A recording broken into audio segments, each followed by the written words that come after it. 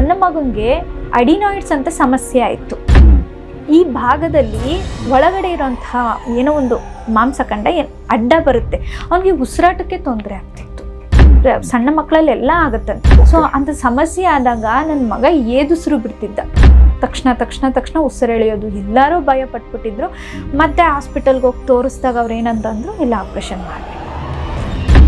ನಮ್ಮ ಯಜಮಾನ್ರು ಎದ್ರುಕೊಂಡ್ರು, ಹೆಂಗಪ್ಪ ಇಷ್ಟು ಚಿಕ್ಕ ವಯಸ್ಸಿಗೆ. ನಾನು ಅಲ್ಲೇ ಹಾಸ್ಪಿಟಲಲ್ಲೇ ಹೇಳಿದೆ, ನೀನು ಸುಮ್ಮನೆ ಬಾ, ನಾನು ಕಡಿಮೆ ಮಾಡ್ತೀನಿ. ಇಷ್ಟೇ ನಾನು ಹೇಳಿತ್ತು. ನನ್ನ ಮಗಂಗೆ ನಾನು ಕಡಿಮೆ ಮಾಡ್ತೀನಿ. ನಾನು 1 ತಿಂಗಳು ಸತತವಾಗಿ ಅವನಿಗೆ ಹೀಲಿಂಗ್ ಸ್ಟಾರ್ಟ್ ಮಾಡಿದೆ. ಅವ್ನು ಮಲಗಿರುವಂಥ ಸಮಯದಲ್ಲಿ ಪೂರ್ತಿ ಹೀಲಿಂಗ್ ಮಾಡಿದೆ.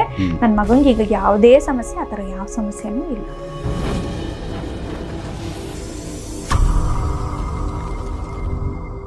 ನಮಸ್ಕಾರ ವೀಕ್ಷಕರೇ. ನಮಸ್ಕಾರ ಮೇಡಮ್, ಈಗ ಹೆಲ್ತ್ ವಿಚಾರಕ್ಕೆ ಸಂಬಂಧಪಟ್ಟಂತೆ ನೀವು ಅಂದರೆ ದೈವನ ಆರಾಧನೆ ಮಾಡ್ತೀರಾ, ಅದ್ರ ಜೊತೆಯಲ್ಲಿ ರೇಖಿ ಮತ್ತು ಇನ್ನೂ ಬೇರೆವು ಹೇಳಿದ್ರಿ. ಆರೋಗ್ಯದಲ್ಲಿ ಕೆಲವೊಂದು ಆಸ್ಪತ್ರೆಗಳಲ್ಲಿ ಸರಿ ಹೋಗದೆ ಇರೋ ಕಾಯಿಲೆಗಳು, ಅವುಗಳನ್ನ ಯಾವ ಥರ ನೀವು ಸರಿ ಮಾಡ್ತೀರಾ? ಮತ್ತು ನಿಮ್ಮ ಹತ್ರಕ್ಕೆ ಯಾವೆಲ್ಲ ಕ್ರಿಟಿಕಲ್ ಕಾಯಿಲೆಗಳು ಬಂದಿವೆ ಮತ್ತು ಅವಕ್ಕೆ ನೀವು ಯಾವ ಥರ ಪರಿಹಾರ ಕೊಟ್ಟಿದ್ದೀರಾ? ಸೊ ಅದ್ರ ಬಗ್ಗೆ ಒಂದು ಚಿಕ್ಕದಾಗಿ ಮಾತಾಡಿ ಸರ್. ಹೀಲಿಂಗ್ ಅಂತ ಬಂದಾಗ ಪ್ರತಿಯೊಂದು ಕಾಯಿಲೆಗೂ ಹೀಲಿಂಗ್ ಮಾಡ್ತೀವಿ. ಎಲ್ಲ ಕಾಯಿಲೆಗೂ, ಮೈಗ್ರೈನ್ ತಲೆನೋವಿಂದ ಹಿಡಿದು, ಸೈನಸ್ ಪ್ರಾಬ್ಲಮ್ ಇಂದ ಹಿಡಿದು, ಇನ್ನು ಡಯಾಬಿಟಿಸು, BP, ಈ ಥರ ಎಲ್ಲ ಕಾಯಿಲೆ. ಇಲ್ಲ ಕೆಲವೊಬ್ರಿಗೆ ಲಿವರ್ ಇನ್ಫೆಕ್ಷನ್ ಆಗ್ತಿರುತ್ತೆ, ಜಾಂಡೀಸ್ ಬಂದ್ಬಿಟ್ಟಿರುತ್ತೆ, ಅಥವಾ ಕಿಡ್ನಿ ಸಮಸ್ಯೆ ಇರುತ್ತೆ, ಅಥವಾ ಕಾಲು ಹೊಡ್ತಾ ಕಾಲು ನೋವು, ಮಂಡಿ ನೋವು ಇರುತ್ತೆ. ಪ್ರತಿಯೊಂದಕ್ಕೂ ಹೀಲಿಂಗ್ನಲ್ಲಿ ಸರಿ ಮಾಡ್ಬೋದು. ಆದರೆ 1 ದಿನ 2 ದಿನ ನಾವು ಹೀಲಿಂಗ್ ತಗೊಂಡಿದ್ದ ತಕ್ಷಣ ಹುಷಾರಾಗ್ತೀವಿ ಅನ್ನೋದು ಸುಳ್ಳು. ಸರಿನಾ? ಅದು ಕಂಟಿನ್ಯೂ ಇರುತ್ತೆ. ಇದು ವಿತೌಟ್ ಮೆಡಿಸನ್ ಅಲ್ಲ ಸರ್. ನೀವು ಮೆಡಿಸನ್ ಏನ್ ತಗೋತಿರ್ತೀರಾ ಅದು ಕಂಟಿನ್ಯೂ ಮಾಡ್ಬೇಕಾಗತ್ತೆ. ಅದ್ರ ಜೊತೆ ನಾವು ಒಂದು ಸಪೋರ್ಟ್ ಆಗಿ ಹೀಲಿಂಗ್ ಮಾಡ್ತೀವಿ. ಮೆಡಿಸನ್ ಬಿಟ್ಬಿಡಿ ನಾವು ಹೀಲಿಂಗ್ ಮಾಡ್ಕೊಡ್ತೀವಿ ಅಂದ್ರೆ ಅದು ದಡ್ಡತನ. ಪರ್ಯಾಯವಾಗಿ ನಾವು ಒಂದು ಮೆಡಿಟೇಷನ್ ಮೂಲಕ ನಿಮಗೆ ಹೀಲಿಂಗ್ನ ಮಾಡ್ತೀವಿ. ಇದು 1 ದಿನ 2 ದಿನ ತಗೊಳ್ಳೋದಲ್ಲ, ಇದು ಸೆಷನ್ಸ್ ವೈಸ್ ಇರುತ್ತೆ. ಒಂದು 3 ಮಂತ್ಸ್ ಕಂಪ್ಲೀಟ್ ತಗೋಬೇಕಾಗುತ್ತೆ ನೀವು. ಸರಿನಾ? ಯಾವುದೇ ಒಂದು ಕಾಯಿಲೆ ಇಲ್ಲ, ಕೆಲವೊಂದು ಈ ಕ್ಯಾನ್ಸರ್ ಅಂತದ್ದು ಇರುತ್ತೆ, ಆ ಥರ ದೊಡ್ಡ ದೊಡ್ಡ ಕಾಯಿಲೆಗಳು ಇರುತ್ತೆ. ಅಂಥವ್ರಿಗೆ ಒಂದು 6 ಮಂತ್ಸ್ ಆದರೂ ಬೇಕೇ ಬೇಕಾಗುತ್ತೆ ಹೀಲಿಂಗು. ಇಲ್ಲ ನನಗೆ ಹೀಲಿಂಗ್ ತಗೊಳ್ಳೋಕ್ಕೆ ಅದು ಕಾಸ್ಟ್ಲಿ ಆಗುತ್ತೆ, ನಮಗೆ ಬರ್ಸೋಕ್ಕಾಗಲ್ಲ, ಅದು ಅಷ್ಟೊಂದು ತಿಂಗಳ ಕಟ್ಟೋದು ಅಂದಾಗ ನಾವು ಅವ್ರಿಗೆ 1 ತಿಂಗಳು 2 ತಿಂಗಳು ಹೀಲಿಂಗ್ನ ಮಾಡಿ ದೀಕ್ಷೆಯನ್ನು ಕೊಡ್ತೀವಿ. ಅಂದರೆ ತಕ್ಷಣ ದೀಕ್ಷೆ ಕೊಟ್ಟಾಗ ಅವ್ರು ಫಸ್ಟೇ ಇದರಲ್ಲಿರ್ತಾರೆ. ಪ್ರಾಕ್ಟೀಸ್ ಅಂತ ಮಾಡೋ ಅಷ್ಟು ಪೇಷನ್ಸ್ ಅವ್ರಿಗಿರಲ್ಲ ಸರ್. ಯಾಕೆಂದರೆ ಕಾಯಿಲೆಯಲ್ಲಿ ಬಳಲ್ತಿರ್ತಾರೆ, ಅದೇ ನೋವಲ್ಲಿರ್ತಾರೆ. ಸೊ ಅವ್ರಿಗೆ ನಾವು ಸ್ವಲ್ಪ ನೋವು ಕಡಿಮೆ ಮಾಡಿ, ಆ ಕಾಯಿಲೆಯನ್ನು ಕಡಿಮೆ ಮಾಡಿ 1 ತಿಂಗಳು 2 ತಿಂಗಳು ಹೀಲಿಂಗ್ ಮಾಡ್ತೀವಿ. ಅದಾದಮೇಲೆ ಅವ್ರಿಗೆ ದೀಕ್ಷೆಯನ್ನು ಕೊಡ್ತೀವಿ. ದೀಕ್ಷೆ ಆದಮೇಲೆ ಪ್ರಾಕ್ಟೀಸನ್ನು ಸ್ಟಾರ್ಟ್ ಮಾಡ್ತೀವಿ. ಪ್ರಾಕ್ಟೀಸನ್ನು ಹೇಳ್ಕೊಡ್ತೀವಿ. ಸೊ ಅವ್ರು ಪ್ರೊಟೆಕ್ಟ್ ಮಾಡಿಕೊಂಡು ಅವರ ಕಾಯಿಲೆಯನ್ನು ಅವರೇ ಹೀಲ್ ಮಾಡ್ಕೊಳ್ಳೋಷ್ಟು ಶಕ್ತಿಯನ್ನು, ನಾವು ಧೈರ್ಯವನ್ನು ಅವ್ರಿಗೆ ತುಂಬ್ತೀವಿ. ಸೊ ಹೀಲಿಂಗ್ ಅಂದರೆ ಈಗ ನೀವು ರೆಗ್ಯುಲರ್ ಆಗಿ ಅವರು ಬೆಳಗ್ಗೆ ಸಂಜೆ ಡಿಸ್ಟೆನ್ಸ್ ಹೀಲಿಂಗ್. ಇಲ್ಲಿಂದ ನೀವು ಯಾವ ದೇಶದಲ್ಲಾದ್ರೂ ಇರಿ ಪರವಾಗಿಲ್ಲ, ಡಿಸ್ಟೆನ್ಸ್ ಮೂಲಕ ಹೀಲಿಂಗ್ನ ಮಾಡ್ತೀವಿ. ಕೆಲವೊಬ್ರು ಎಂತೆಂಥ ಕಾಯಿಲೆ ಅಂತಂದ್ರೆ ಅದು ಅಬ್ರಾಡಲ್ಲೇ ಇದ್ರು, ತುಂಬಾ ಏಜ್ ಆಗಿತ್ತು, ಏನು ಒಂದು 6 ತಿಂಗಳಲ್ಲೇ ಏನೋ ಆಗ್ಬಿಡ್ತಾರ ಅವರು ಅನ್ನೋಷ್ಟು ಇದು ಹೊಟ್ಟೆ ಸಮಸ್ಯೆ ಆಗಿತ್ತು. ಮತ್ತು ಶುಗರು, ಹಾರ್ಟ್ ಪ್ರಾಬ್ಲಮ್ ಆಗಿತ್ತು ಅವ್ರಿಗೆ, ಕಾಲು ಒಂದು ಹೆಜ್ಜೆ ಮುಂದೆ ಇಡೋಕ್ಕೂ ಆಗ್ತಿರ್ಲಿಲ್ಲ, ಆ ಥರ ಸಮಸ್ಯೆ ಆಗಿತ್ತು. ಇರ್ತಾರೋ ಇರಲ್ವೋ ಅನ್ನೋ ಇದರಲ್ಲಿ ಇಲ್ಲ, ಇರುವಷ್ಟು ದಿನ ಅವ್ರು ನೆಮ್ಮದಿಯಾಗಿರಲಿ, ನೀವು ಹೀಲಿಂಗ್ ಮಾಡಿ ಅಂತಂದರು. ಸೊ ನಾವು ಹೀಲಿಂಗ್ ಮಾಡಿದ್ಕೆ ಸತತವಾಗಿ ಒಂದು 2-3 ವರ್ಷ ಇದ್ರು. ಅಂದರೆ ಏಜ್ ಆದವ್ರಿಗೂ ಕೂಡ ನೀವು ಮಾಡ್ತೀರಾ? ಹೌದು. ಅವ್ರೇನಂತಾರೆ ಗೊತ್ತಾ, ಮೇಡಮ್ ಕಾಯಿಲೆ ವಾಸಿ ಮಾಡಿ ಅಂತ ಹೇಳೋಕ್ಕಾಗಲ್ಲ, ಯಾಕೆಂದ್ರೆ ಲಾಸ್ಟ್ ಸ್ಟೇಜಲ್ಲಿ ಇದೆ, ನಾವು ನೋಡಿದ್ರೆ ಗೊತ್ತಾಗುತ್ತೆ ವ್ಯಕ್ತಿನ. ಇರೋವರೆಗೂ ಅವ್ರು ಸಮಾಧಾನವಾಗಿರಲಿ, ನೆಮ್ಮದಿಯಾಗಿರಲಿ, ಅದಕ್ಕೆ ಹೀಲಿಂಗ್ ಮಾಡಿಕೊಡಿ ಅಂತಾರೆ. ಮೊನ್ನೆ ಒಂದು ಕಾಲ್ ಬಂದಿತ್ತು, ತಾಯಿ ಪಾಪ ತುಂಬ ನೋವಿನಲ್ಲಿದ್ದರು. ಫೋನ್ ಮಾಡಿದ್ರು, ನನ್ನ ಮಗಳಿಗೆ ಲಿವರ್ ಹೋಗ್ಬಿಟ್ಟಿದೆ, ಏಜ್ ಏನು ಅಂದರೆ ಒಂದು 26-27 ವರ್ಷ, ಅದೇನಾಯ್ತು ಅಂತ ನಾವು ಕೇಳಲಿಲ್ಲ, ಈ ಥರ ಆಗ್ಬಿಟ್ಟಿದ್ದೆ, ನಮಗೆ ನೀವು ಏನು ಮಾಡಿಕೊಡ್ಬೇಕು ಅಂತಂದರೆ ಅವಳು ಮೋಕ್ಷ ಪಡಿಬೇಕು, ಅವಳು ಮುಕ್ತಿ ಬೇಕು, ಆ ಥರ ಹೀಲಿಂಗ್ ಮಾಡಿಕೊಡಿ ಅಂದರು. ಆ ಥರ ನೀವು ಕೇಳಬಾರ್ದು, ಅದಕ್ಕೆ ಮಾಡ್ಕೊಡ್ತೀವಿ ಅಂತ ನಾವು ಹೇಳಬಾರ್ದು, ಅದು ತಪ್ಪಾಗುತ್ತಮ್ಮ. ನೀವು ಕೇಳ್ತಿರೋದು ನಿಮ್ಗೆ ನೋವು ಗೊತ್ತು, ಪ್ರತಿದಿನ ಅವಳು ನೋವು ಅನ್ಭವಿಸೋದು ನಿಮ್ಗೆ ನೋಡಕ್ ಆಗ್ತಿಲ್ಲ, ಅದಕ್ಕೋಸ್ಕರ ನೀವು ಹೇಳ್ತೀರಾ, ಹಂಗಂತ ಅದಕ್ಕೆ ನಾವು ಮಾಡೋಕ್ಕಾಗಲ್ಲ. ಆದ್ರೆ ಅವಳು ಇರೋವರೆಗೂ ಅವಳಿಗೆ ನೋವು ಆಗ್ದಂಗೆ, ಏನು ಸಮಸ್ಯೆ ಆಗ್ದಂಗೆ ನಾವು ನೆಮ್ಮದಿಯಾಗಿ ಇರೋ ಹೀಲಿಂಗ್ ಮಾಡ್ಕೊಡ್ತೀವಿ ನಾವು ಅಂತ ಹೇಳಿದ್ರು. ಓಕೆ. ಸೊ ಮತ್ತದಾದ್ಮೇಲೆ ನಾನು ಅದನ್ನ ತಗೊಳ್ಳೂ ಇಲ್ಲ, ಅವ್ರು ನಮ್ಮ ಕಾಂಟ್ಯಾಕ್ಟ್ ಬರಲೂ ಇಲ್ಲ. ಪಾಪ ಏನಾಯ್ತು ನನಗೆ ಗೊತ್ತಿಲ್ಲ. ಸೊ ಈ ಹೀಲಿಂಗ್ ಅಲ್ಲಿ ಇವಾಗ ನೀವು ಈಗ ಆಸ್ಪತ್ರೆಗಳಲ್ಲಿ ಬೆಡ್ ರಿಟರ್ನ್ ಪೇಷಂಟ್ಸ್ ಇರ್ತಾರೆ, ಮೆಡಿಸನ್ಗೆ ಕೋಪರೇಟ್ ಮಾಡ್ತಾರಲ್ಲ, ಆ ಡಾಕ್ಟರ್ಗಳಿಗೆ ಗೊತ್ತಿರುತ್ತೆ ಯಾಕೋ ಡೌಟಪ್ಪ ಅಂತ, ಯಾಕಂದ್ರೆ ಚಿಕಿತ್ಸೆಗೆ ಅವ್ರು ಏನು ಕೊಡ್ತಾರೋ ಅದಕ್ಕೆ ರೆಸ್ಪಾನ್ಸ್ ಇರಲ್ಲ. ಸ್ಪಂದಿಸ್ತೀವಿ. ಆ ಥರದ ಪೇಷಂಟ್ಗಳಿಗೆ ಹೀಲಿಂಗ್ ಮುಖಾಂತರ ಏನಾದರೂ ಹೆಲ್ಪ್ ಮಾಡ್ಬೋದು? ಖಂಡಿತವಾಗ್ಲು ಎಷ್ಟೇ ಎಮರ್ಜೆನ್ಸಿ ಕೇಸ್ ಇದ್ರೂ ಕೂಡ, ಈಗ ಎಲ್ಲೋ ಒಂದು ಆಕ್ಸಿಡೆಂಟ್ ಆಗ್ಬಿಟ್ಟಿರುತ್ತೆ, ಅವರು ತುಂಬ ಕ್ರಿಟಿಕಲ್ ಪೊಸಿಷನ್ನಲ್ಲಿ ಇದ್ದಾರೆ ಅಂದಾಗಲೂ ಕೂಡ ಅವ್ರನ್ನ ನಾವು ಹೀಲಿಂಗ್ ಮಾಡೋದ್ರಿಂದ ಏನೋ ರಕ್ತ ಹರಿತಿದೆ, ಏನೋ ಸಮಸ್ಯೆ ಆಗ್ತಿದೆ ಅನ್ನೋದು ಕೂಡ ಸ್ವಲ್ಪ ಸಮಸ್ಯೆ ನಿವಾರಣೆ ಆಗ್ಬಿಡುತ್ತೆ. ಓಕೆ. ಖಂಡಿತವಾಗ್ಲು ಎಂತ ಅಥವಾ ಹಾರ್ಟ್ ಅಟ್ಯಾಕ್ ಆಗ್ಬಿಡ್ತು ಅವ್ರಿಗೆ, ಅರ್ಜೆಂಟ್ ಇದೆ ಹೀಲಿಂಗ್ ಮಾಡಿ ಅಂತ ಅಂದಾಗ ನಮ್ದೊಂದು ಗ್ರೂಪ್ ಇರುತ್ತೆ, ನಮ್ದೊಂದು ಸ್ಟೂಡೆಂಟ್ಸ್ ಇರ್ತಾರೆ, ಅಥವಾ ನಮ್ಮ ಈ ಸ್ಟೂಡೆಂಟ್ಸ್ ಕೈಲಿ ಮಾಡಿಸಲ್ಲ ಅಂದ್ರು ಕೆಲವೊಬ್ರು ಹಳೆ ಸ್ಟೂಡೆಂಟ್ಸ್ ಇರ್ತಾರೆ, ಪ್ರಾಕ್ಟೀಸ್ ಮಾಡಿರೋರು, ಸಾಧನೆ ಮಾಡಿರ್ತಕ್ಕಂಥವ್ರು ಇರ್ತಾರೆ, ಎಲ್ಲರಿಗೂ ಸೇರಿಸಿ ಹೇಳಿ ನಾವು ಹೀಲಿಂಗ್ ಮಾಡಿಸ್ತೀವಿ. ಸೊ ಎಲ್ಲರೂ ಸೇರಿ ಒಬ್ಬರ ಮೇಲೆ ಹೀಲಿಂಗ್ ಮಾಡಿದಾಗ ಬೇಗನೆ ರಿಕವರ್ ಆಗ್ತಾರೆ. ಇಲ್ಲ ಅಂತಂದ್ರೆ ನಾನು ಬೇರೆಯವ್ರಿಗೆ ತೊಂದರೆನೇ ಬೇಡ ಅಂತ ನಾನೇ ಸ್ವತಃ ಮಾಡಿರ್ತೀನಿ. ಈ ಥರ ಎಮರ್ಜೆನ್ಸಿ ಆಗಿ ಇದ್ದವ್ರಿಗೆ ಖಂಡಿತ ಹೀಲಿಂಗ್ ಮಾಡಿಸ್ಬೋದು. ಮನೇಲಿ ನೀವು ಒಬ್ಬೊಬ್ರು ಕಲ್ತ್ಕೊಳ್ಳಿ, ರೇಖೆಯನ್ನು ಪ್ರತಿಯೊಬ್ರು ಮನೇಲಿ ಒಬ್ರು ಯಾರೋ ಪ್ರಾಕ್ಟೀಸ್ ಮಾಡಿ ನಿಮ್ಮ ಮನೆಗೆ ನೀವು ಹಾಕ್ತೀರಾ, ಆಧಾರ ಹಾಕ್ತೀರಾ. ಯಾರಿಗಾದ್ರೂ ಏನಾದರೂ ಆಗುತ್ತೆ ಅಂತ ತಕ್ಷಣ ನೀವು ಒಂದು ಹೀಲಿಂಗ್ ಮುಖಾಂತರ ಅವ್ರನ್ನ ಇದು ಮಾಡ್ಬೋದು.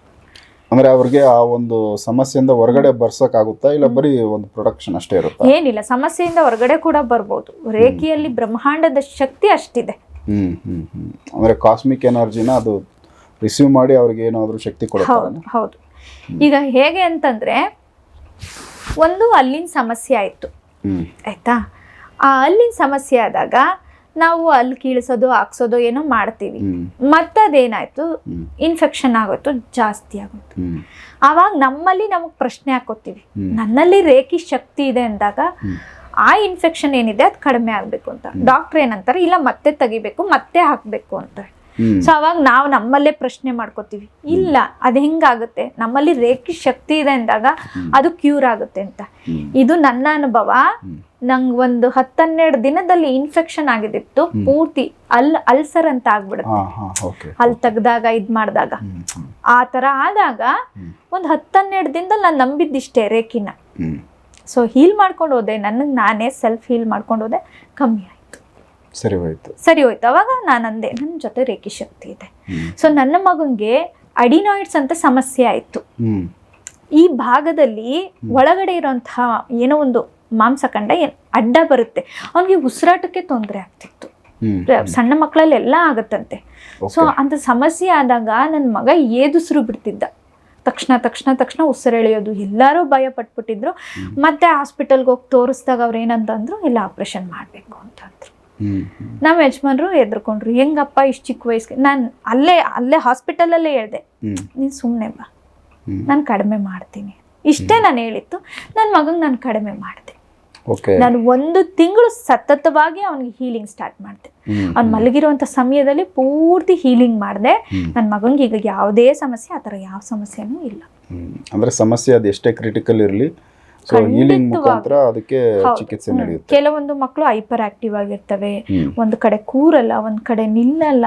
ಈ ನೆಂಟ್ರು ಯಾರಾದ್ರೂ ಬಂದು ಬಿಟ್ರೆ, ಈ ಮಗು ಏನು ಹುಚ್ಚನ ತಿಕ್ಲನ, ಯಾಕೆ ಹಿಂಗ ಆಡ್ತಿದ್ದಾನೆ ಅನ್ನೋಷ್ಟು ಪೇರೆಂಟ್ಸ್ಗೆ ಪ್ರಾಬ್ಲಮ್ ಆಗ್ಬಿಡುತ್ತೆ. ಅವ್ರು ನಮಗೆ ಫೋನ್ ಮಾಡಿ, ಈ ತರ ಎಲ್ಲ ಸಮಸ್ಯೆ ಆಗ್ತಿದೆ ನಮ್ಮ ಮಕ್ಕಳು, ಆ ತರ ಒಂದ್ ಕಡೆ ಕೂತ್ಕೊಳ್ಳಲ್ಲ, ಒಂದ್ ಕಡೆ ನಿಂತ್ಕೊಳ್ಳಲ್ಲ. ನಮ್ಮನೇಲೂ ಹಂಗೆ, ಬೇರೆ ಕಡೆ ಹೋದಾಗ್ಲೂ ಹಂಗೆ, ಎಲ್ಲೋ ಒಂದ್ ಕಡೆ ಸೈಲೆಂಟ್ ಪ್ಲೇಸ್ ಅಲ್ಲಿ ಕೂತ್ಕೊಳ್ಳೋಣ ಅಂದ್ರು ಅವ್ನು ಕೂತ್ಕೊಳ್ಳಲ್ಲ. ಎಲ್ಲಾರ ಕಣ್ಣು ಅವನ ಮೇಲೆ ಇರ್ತೀವಿ, ಈ ತರ ಆಡ್ತಿದೆ ಮಗು ಅಂತ. ಈ ತರದಕ್ಕೆ ಏನ್ ಮಾಡೋದು ಅಂದ್ರೆ, ನಾವು ಖಂಡಿತ ಹೀಲಿಂಗ್ ಮಾಡ್ಕೊಡ್ತೀವಿ, ಕಂಟ್ರೋಲ್ ಮಾಡ್ಕೊಡ್ತೀವಿ. ಪೇಷನ್ಸ್ ಇರುತ್ತೆ, ಖಂಡಿತ ಕಡಿಮೆ ಮಾಡಿ. ಸೊ ಮಕ್ಕಳಿಗೂ ಕೂಡ ಹೈಪರ್ ಆಕ್ಟಿವ್ ಇರುವಂತಹ ಮಕ್ಕಳಿಗೆ ಹೀಲಿಂಗ್ ತಗೊಂಡು ಅವರನ್ನ ಸರಿ ಮಾಡ್ತೀವಿ. ಒಂದು ಸಮಾಧಾನವಾಗಿ ತಾಳ್ಮೆಯಿಂದ ಇರೋ ತರ ನಾವು ಹೀಲಿಂಗ್ ಮಾಡ್ಕೊಡ್ತೀವಿ. ಓಕೆ. ಈಗ ಡಾಕ್ಟರ್ಗಳು ಬಿಟ್ಟಿರೋ ಪೇಷಂಟ್ಗಳು ಆಗಲ್ಲ, ಇದು ಆಸ್ಪತ್ರೆಯಿಂದ ಡಿಸ್ಚಾರ್ಜ್ ಮಾಡಿ ನಾವು ಮಾಡ್ಕೊಡ್ತೀವಿ. ಆದ್ರೆ ನಾವು ಮೆಡಿಸನ್ ಬಿಡಿ ಅಂತ ಹೇಳಲ್ಲ. ವಿತ್ ಮೆಡಿಸನ್, ನೀವು ಮೆಡಿಸನ್ ತಗೋತೀರಿ, ನಾವು ಅದಕ್ಕೆ ಪರ್ಯಾಯವಾಗಿ ಹೀಲಿಂಗ್ ಮಾಡ್ಕೊಡ್ತೀವಿ. ಯಾವುದೇ ಸಮಸ್ಯೆ ಇರ್ಬೋದು. ಸೊ ಈ ಹೀಲಿಂಗ್ ಬಗ್ಗೆ ನಾವು ಕಲಿಬೇಕು ಅಂದ್ರೆ ಯಾವ ತರ? ಖಂಡಿತವಾಗ್ಲೂ ಹೇಳ್ಕೊಡ್ತೀವಿ, ಬನ್ನಿ. ಆನ್ಲೈನ್ ಮೂಲಕ ಹೇಳ್ಕೊಡ್ತೀವಿ, ಇಲ್ಲ ಇಲ್ಲೇ ನೇರವಾಗಿ ಬಂದು ಕಲ್ತ್ಕೊಳ್ಳಿ. ಹೇಳ್ಕೊಡ್ತೀವಿ. ಹೀಲಿಂಗ್ ಥೆರಪಿ ಬಗ್ಗೆ ಹೇಳ್ಕೊಡ್ತೀವಿ ನಾವು, ಏಂಜಲ್ಸ್ ಅಂಡ್ ದೇವಸ್ ಬಗ್ಗೆ ಹೇಳ್ಕೊಡ್ತೀವಿ, ರಾಜಕ್ರಿಯ ರೇಖೆ ಹೇಳ್ಕೊಡ್ತೀವಿ. ಪ್ರತಿಯೊಂದು ದೀಕ್ಷೆಯನ್ನು ಕೊಟ್ಟು ಪ್ರಾಕ್ಟೀಸನ್ನು ಕಲಿಸ್ಕೊಡ್ತೀವಿ. ಅವ್ರಿಗೇನು ಪ್ಲಸ್ ಇರುತ್ತೆ ಮೇಡಮ್ ಇದು ಕಲ್ತ್ರೆ? ತುಂಬಾ ಹೆಲ್ಪ್ ಆಗುತ್ತೆ. ಹೇಳಿದ್ನಲ್ಲ ಸರ್, ನಿಮ್ಮ ಮನೇಲಿ ಒಬ್ಬರು ಕಲ್ತ್ಕೊಳ್ಳಿ, ನಿಮ್ಮ ಮನೆಯವ್ರಿಗೆ ಏನೇ ಸಮಸ್ಯೆ ಆದರೂ ಕೂಡ ನೀವಿರ್ತೀರ, ಧೈರ್ಯ ಇರುತ್ತೆ. ನಾನಿದ್ದೀನಿ, ನನ್ನ ಜೊತೆ ರೇಖೆ ಶಕ್ತಿ ಇದೆ, ನಮ್ಮ ಅಮ್ಮಂಗೆ ಏನೂ ಆಗಲ್ಲ, ನಮ್ಮ ಅಪ್ಪಂಗೆ ಏನೂ ಆಗಲ್ಲ, ನಮ್ಮ ಅಣ್ಣಂಗೆ ಏನೂ ಆಗಲ್ಲ. ಪ್ರತಿದಿನ ನಿಮಗೆ, ನಿಮ್ಮ ವಾಹನಕ್ಕೆ, ನಿಮ್ಮ ಮನೆಯಲ್ಲಿರೋ ನಾಯಿ, ಬೆಕ್ಕು, ಪ್ರತಿಯೊಂದಕ್ಕೂ ನೀವು ಪ್ರೊಟೆಕ್ಷನ್ ಹಾಕ್ಬೋದು. ಯಾವ ಥರ ಈ ಪ್ರೊಟೆಕ್ಷನ್? Pyramid protection. ನಮ್ಮ ಧ್ಯಾನದಲ್ಲಿ ನಾವು ಪಿರಮಿಡ್ನ ಹಾಕ್ತೀವಿ ಪ್ರೊಟೆಕ್ಷನ್ ರೂಪದಲ್ಲಿ. ಸೊ ಅದು ಪ್ರೊಟೆಕ್ಷನ್ ಆಗಿರುತ್ತೆ. ಎಲ್ಲಾದ್ರೂ ನಾವು ಹೊರಟಾಗ, ಹೋಗಿ ಬರುವಾಗ ಕೂಡ ನಾವು ನಮ್ಮ ಸುತ್ತ ಒಂದು ಪ್ರೊಟೆಕ್ಷನ್ನ ಕ್ರಿಯೇಟ್ ಮಾಡ್ಕೋತೀವಿ. ಆ ಶಕ್ತಿ ರೇಖೆಗಿದೆ. ಈ ಒಂದು ಕಾಲದಲ್ಲಿ ಪ್ರತಿಯೊಬ್ಬರು ರೇಖೆಯನ್ನ ಕಲಿಬೇಕು ಅಷ್ಟೇ ನಾನು ಹೇಳೋದು. ಬ್ರಹ್ಮಾಂಡದ ಶಕ್ತಿ ನಿಮ್ಮ ಜೊತೆ ಇರುತ್ತೆ, ಯಾವುದೇ ರೀತಿ ಸಮಸ್ಯೆ ಆಗೋದಿಲ್ಲ. ಈಗ ಎಲ್ಲೋ ಪ್ರತಿ ಸಲನೂ ಕಣ್ದೃಷ್ಟಿ ಆಯಿತು, ಪ್ರತಿ ಸಲನೂ ಮಾಟ ಮಂತ್ರ ಆಯಿತು, ಪ್ರತಿ ಸಲನೂ ನಾನು ಕಾಯಿಲೆ ಬೀಳ್ತಿದ್ದೀನಿ ಅಂತ ಓಡಾಡೋಕ್ಕಾಗಲ್ಲ. ನಿಮ್ಮಲ್ಲೇ ಒಂದು ಶಕ್ತಿಯನ್ನು ನೀವು ಕ್ರಿಯೇಟ್ ಮಾಡ್ಕೊಳ್ಳಿ, ನಿಮ್ಮ ಸಾಧನೆಯನ್ನು ನೀವು ಮಾಡಿ, ನಿಮ್ಮನ್ನು ನೀವು ಪ್ರೊಟೆಕ್ಟ್ ಮಾಡ್ಕೊಳ್ಳಿ. ಒಂದ್ಸರಿ ಕಲ್ತಾದ್ಮೇಲೆ ಮತ್ತೆ ಅವರು ಅದನ್ನ ಪ್ರಾಕ್ಟೀಸ್ ಮಾಡ್ತಾನೆ ಇರಬೇಕು. ಇಲ್ಲ ಇಲ್ಲ ಇಲ್ಲ, ಸಾಧ್ಯ ಇಲ್ಲ. ಒಂದ್ಸತಿ ಮೊಬೈಲ್ ತಂದು ಇಟ್ಬಿಟ್ರೆ ಏನ್ ಚಾರ್ಜಿಂಗ್ ಹಾಕೋದೇ ಬೇಡವಾ? ನಾವು ಚಾರ್ಜ್ ಮಾಡ್ತಾನೆ ಇರಬೇಕು. ಸೊ ಡೈಲಿ ಇದ್ರದ್ದು ಪ್ರಾಕ್ಟೀಸ್ ಇದ್ದೇ ಇರುತ್ತೆ, ಕಂಟಿನ್ಯೂ. ಓಕೆ. ಹೌದು. ಕಲ್ತಿದ್ದೇನ್ ಬಿಡು, ಬೇಕಾದಾಗ ಬಳಸೋಣ. ಇಲ್ಲ ಸರ್, ನಾನು ಹೇಳೋದು ನಮಗಾಗಿ ನಾವು 1 hour ಟೈಮ್ ಕೊಡೋಕ್ಕಿಲ್ಲ ಅಂದಮೇಲೆ ನಾವು ಬದುಕಿದ್ದು ವೇಸ್ಟ್ ಅಂತೀನಿ ನಾನು. ಧ್ಯಾನ, ಯೋಗ ಇವೆಲ್ಲ ಸಾಧನೆಗಳು ಮನುಷ್ಯಂಗೆ ಇರಬೇಕು. ಸೊ ಇದು ಓವರ್ ಆಲ್ ಆಗಿ ಒಂದು ರೇಖಿ ವಿಚಾರ.